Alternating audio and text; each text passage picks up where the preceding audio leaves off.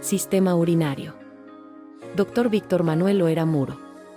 Presentado por Naomi Yaretsi Flores Sánchez, Isis América Márquez Contreras, Ángel Giovanni Santos Reyes, Alan Miguel Vallejo Islas. Hola, en este video les hablaremos sobre el sistema urinario. Este sistema es un conjunto de órganos que se encarga de la producción, almacenamiento y expulsión de la orina, por la cual se van a eliminar diferentes desechos tóxicos. Cada uno de mis compañeros les hablará un poco sobre esto. Ahora les voy a hablar sobre la anatomía del sistema urinario. Este sistema está compuesto por los riñones, el uréter, la vejiga urinaria y la uretra. En esta imagen tenemos la diferencia del tracto urinario femenino y el tracto urinario masculino. La diferencia es que la uretra en el femenino es más corta y en el masculino es más larga. En el masculino también sirve para la expulsión de los espermatozoides y orina, y en las mujeres solamente para la expulsión de la orina. Ahora tenemos las funciones generales. Estas se crean mediante la eliminación de los desechos tóxicos. Tenemos que regular el volumen sanguíneo, la presión arterial, el pH sanguíneo regulando ácidos y bases, y el equilibrio electrolítico mediante procesos fisiológicos de reabsorción y excreción de la orina. Ahora, las funciones específicas del sistema urinario es que los riñones son los que filtran la sangre y crean la orina. Estos reabsorben los nutrientes como aminoácidos y electrolitos y desechan desechos tóxicos como alimentos, medicamentos y toxinas. Después tenemos el uréter, que es el que transporta la orina de los riñones hacia la vejiga urinaria. La vejiga urinaria es un saco muscular que almacena la orina y controla la micción, y la uretra es la que transporta la orina de la vejiga hacia el exterior del cuerpo. Ahora les vamos a hablar sobre la histología renal. Tenemos primero el riñón, que como lo he mencionado antes, se encarga de filtrar la sangre y producir la orina. Consta de una corteza renal, su cápsula renal, la nefrona, pirámides renales, cálices menores y cálices mayores, médula renal, arteria renal, vena renal, pelvis renal y uretra. La cápsula renal, junto con una cápsula adiposa, se encarga de amortiguar el riñón. Bueno, ahora el parénquima renal consta de dos capas, que es la corteza externa y la médula renal interna. La corteza renal tiene 1.000.000 de nefronas, que estas son las que secretan la orina. La orina es recolectada por las cálices menores del riñón, después se abren en cálices mayores, se van hacia la pelvis renal y después se vacían por el uretra. Tenemos que la corteza externa es más granulosa, ya que tiene forma ovoide y tiene varias nefronas enrolladas. Y la médula interna se ve más vertical, ya que contiene a las nefronas acomodadas verticalmente. La corteza externa es más oscura, tiene el 90% de la irrigación del riñón. Y ahora hablaremos sobre la nefrona, que es la unidad estructural y funcional del riñón.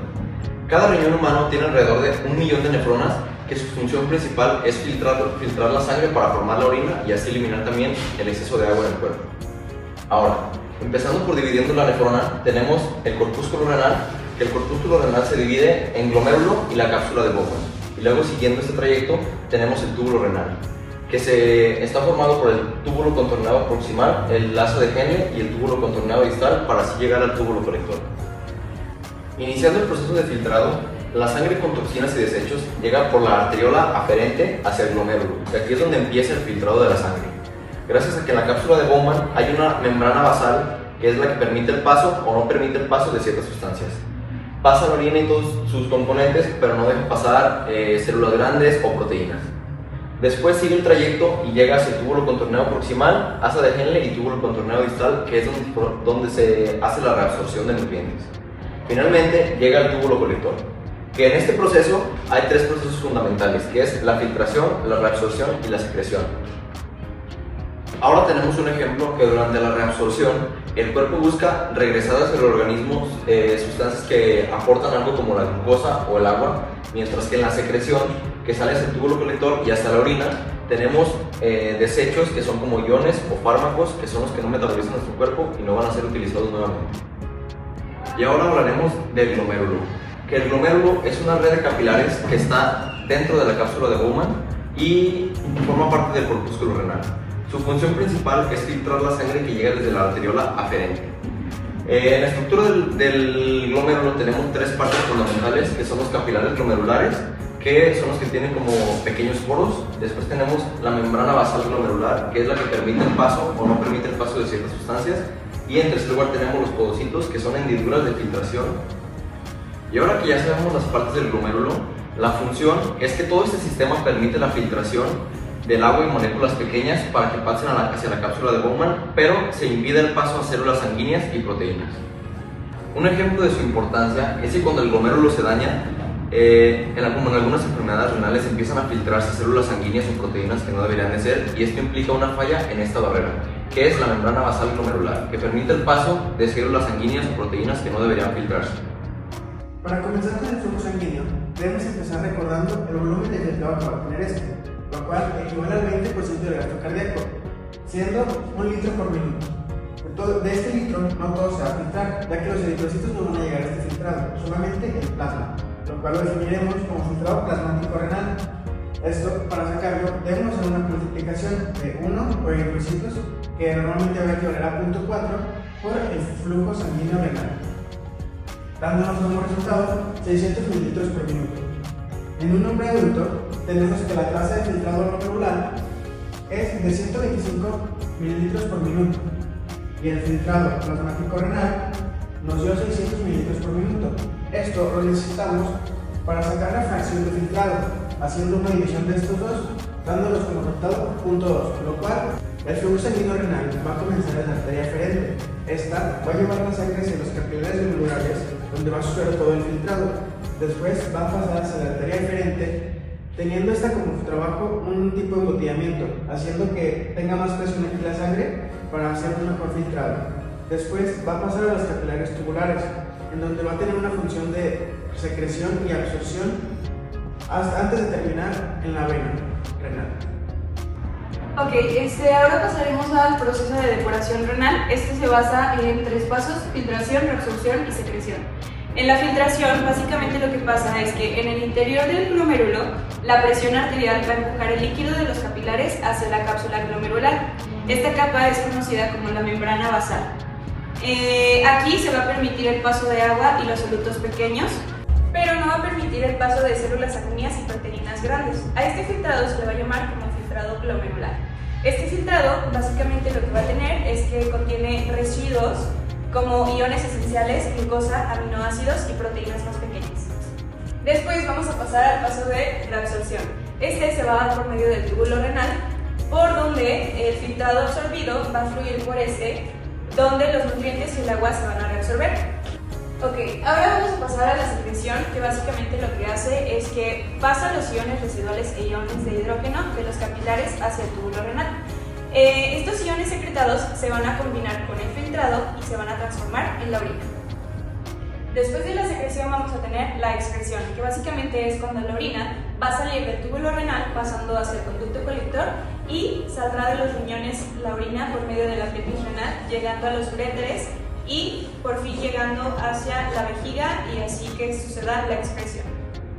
Ahora tenemos el proceso de micción. Esta se va a dividir en 2 fases, la fase de llenado y la fase de vaciado. La fase de llenado va a ser cuando la vejiga se está llenando de la orina. En esta vamos a encontrar el músculo detrusor relajado, mediado por el sistema nervioso simpático y los receptores beta 3, y los esfínteres contraídos para evitar el paso de la orina, mediado por igual sistema nervioso simpático y los receptores alfa 1. Ahora tenemos la fase de vaciado. Esta va a ocurrir cuando la orina llegue de 300 a 400 mililitros dentro de la vejiga.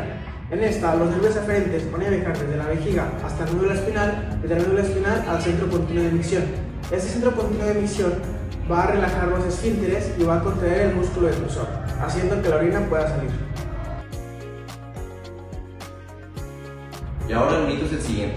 El mito es que dicen que beber mucha agua te ayuda a limpiar los riñones y eliminar todas las toxinas del cuerpo. Esto la verdad es que es falso, porque aunque mantenerse hidratado es muy importante para la función renal, el exceso de agua no limpia los riñones ni elimina más toxinas de lo normal. Los riñones ya filtran sangre, así estés muy hidratado o poco hidratado, de manera muy eficiente. Y si bebes más agua de lo necesaria, simplemente producirás más orina, pero no eliminarás más desechos. De hecho, tomar demasiada agua puede alterar un equilibrio de sales y electrolitos que puede llegar a producir una enfermedad, como cuando eliminas mucho sodio o que tomas mucha agua y eliminas muchos electrolitos, causando problemas como la hiponatremia. Ahora, un dato novedoso sobre el sistema urinario es cuando nosotros perdemos un riñón o se nos daña un riñón, el otro es capaz de aumentar hasta el 50% de su tamaño para compensar la función del otro y hacer su trabajo.